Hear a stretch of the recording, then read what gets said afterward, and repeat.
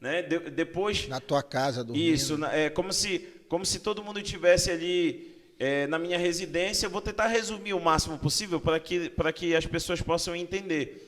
E naquele exato momento acontecia, né, um tiroteio, e aí naquele exato momento o senhor era atingido no sonho, né, ali no sonho, e naquele exato momento o senhor ali meio que ali quando foi atingido, começou a falar, né, que o senhor estava perdendo muito tempo, né? Eu vi, né, que perdendo vida, né? Perdendo vida, né? E aí naquele exato momento algumas pessoas chegaram no sonho e falaram: olha, tem que levar ele para o hospital. E eu falava: não, ele está perdendo vida. A gente tem que levar. Tem que sair daqui e levar ele. E naquele exato momento a gente consegue fazer isso, né? É com muita dificuldade, mas consegue fazer isso. E o sonho, resumidamente, ele tem Deus, depois que o sonho se desenrolou totalmente, eu não vou contar aqui todo o sonho, porque senão vai ficar algo muito extenso. Vai contar num livro, né? Isso, vou contar, talvez eu possa fazer um livro, né? Em nome de Jesus. Espero que Deus me dê essa graça para contar esse testemunho.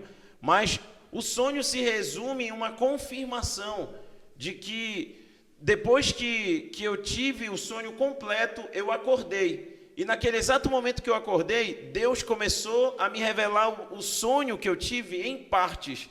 E quando explicando para ti o que quando as partes ele ia me revelando, ele ia me dando palavras chaves. Palavras-chave que tinham a ver com aquela parte daquele sonho. É como se ele montasse um quebra-cabeça. Aquela palavra se encaixava com aquela, né? E ele me revelava ali o que se passou em cada parte do sonho com uma palavra-chave. E tudo isso estava canalizando para algo, né? Em que Deus estava me mostrando que era necessário, né? Que ele de alguma forma me tirasse, me levasse para um lugar distante. Isso. Me levasse para um lugar... E levou para um hospital, né? No sonho. Isso. O hospital era o Porto Dias, né? Em Belém. Né? Eu me lembro muito bem. E a gente fez uma ligação com Portugal, né? Isso. Que não deixa de ser um porto também, né? Sim. É Portucale, vem da palavra Portucale, né?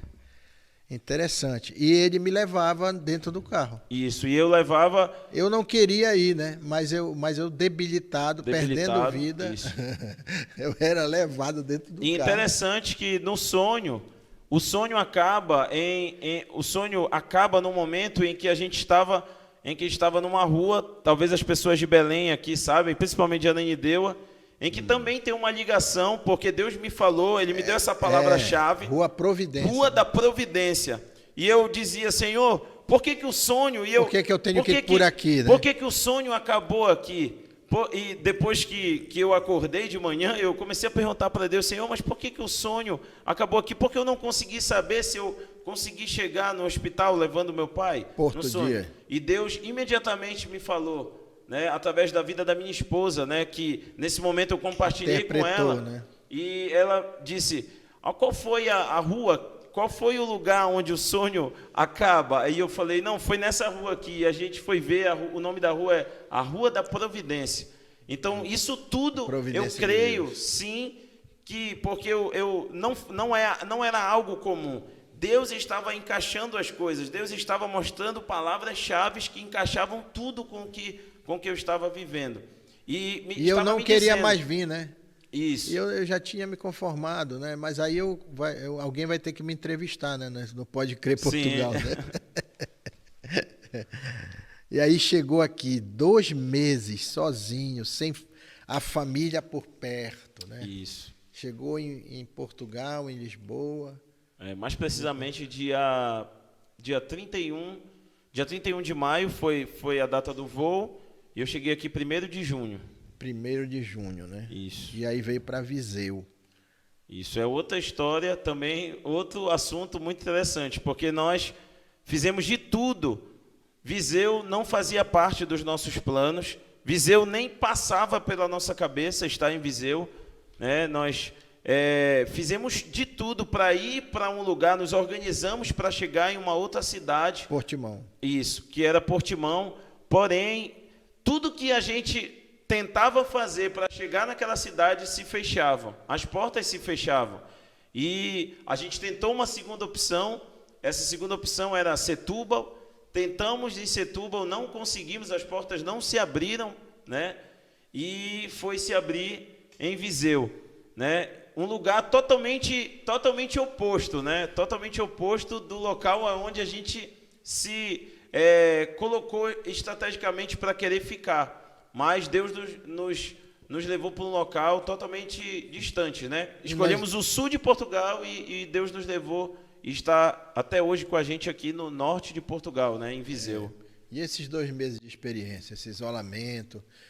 Pastor Rogério disse que eles estavam assim um pouco frios no evangelho, e quando ele se viu sozinho, ele, a mulher e o filho, eles começaram a orar, pedir a Deus e começaram a ter buscar o Senhor. Aconteceu isso também, essa, vamos dizer, um aquecimento maior assim na presença de Deus, uma dependência total.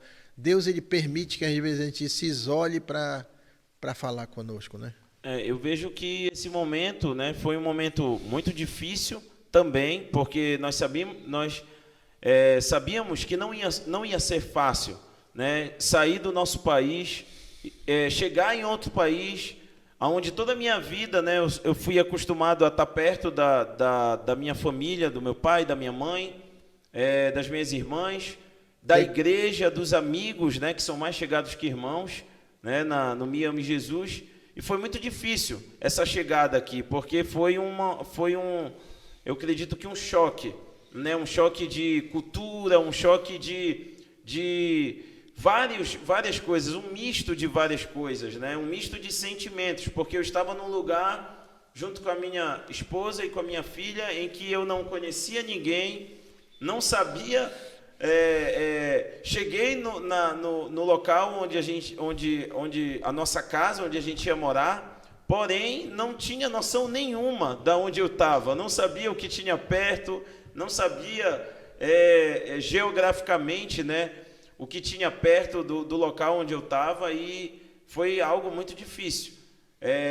Viver aquelas primeiras semanas, né, como não é fácil. Eu acredito que é uma experiência de muitas pessoas quando fazem essa imigração, quando saem do seu país e estão em outro país, né? E quando chegam aqui, se deparam com situações. Inclusive, tem muitas pessoas que não aguentam isso e acabam voltando, né? Acabam tendo esse choque de realidade. Isso não é uma minoria, muitas pessoas. Muita gente chega, mas muita gente também não consegue passar por esse processo. E eu vejo e eu sabia que quando eu cheguei aqui, que não ia ser fácil. Eu sabia que é um processo que eu ia passar, que o processo ele não era um mar de rosas, né? Como as pessoas falam, apesar de talvez alguém aí do Brasil pensar que quando a gente chega aqui na Europa, as coisas são fáceis, não, são totalmente... Tem que tirar todos os documentos de novo. Tirar todos os documentos, começar a vida de novo. Mas quando Deus tem um propósito, você tem que pagar o preço pelo processo, né? E até hoje nós estamos vivendo o processo de Deus. Não é fácil, porém, quando nós estamos no propósito de Deus, nós conseguimos aguentar o processo, né? Para que a gente possa viver o propósito maior, né? Que a motivação correta, né? Isso. Quando Deus é prioridade, as portas se abrem. A vida fica mais fácil, porque Deus é prioridade, né? A obra de Deus é prioridade, né? Ele está na folga, inclusive, do trabalho dele, né? Então, ele trabalha numa loja, né? E ele, na folga, ele está o tempo todo na igreja, trabalhando para o Senhor,